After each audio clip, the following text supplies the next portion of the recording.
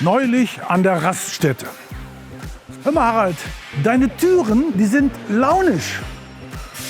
Ja, mal gehen sie ganz locker zu und mal sind die total störrisch.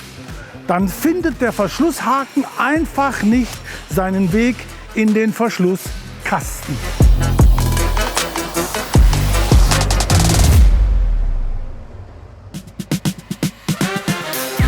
Nächster Kollege, das hat mit störrisch nichts zu tun.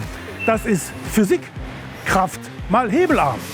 Wenn du die massive Stahltür einfach frei rumbaumeln lässt, dann ist das jede Menge Hebelarm. Das kann das komplette Heckportal verziehen. Denn Stahl ist elastisch und das muss er auch sein, denn sonst würde keine Stahlbrückenkonstruktion lange halten.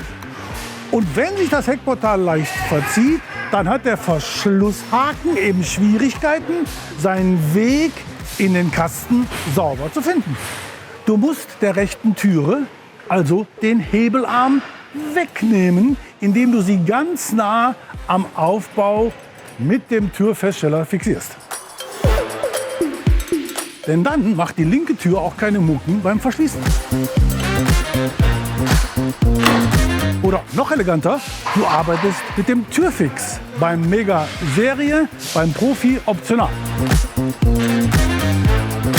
Dann zunächst beide Türen im Türfix fixieren und dann locker die linke verschließen. Und wo wir schon hier hinten stehen, denk immer an die Kippmomente deines nicht aufgesattelten Aufliegers. Und wenn du die Gewichte sowohl am Heck als auch an der Stirnwand missachtest, dann kann es zum abgebildeten Worst Case kommen. Also kalkuliere immer neben dem Stapler und der Palette auch dein eigenes Gewicht ein.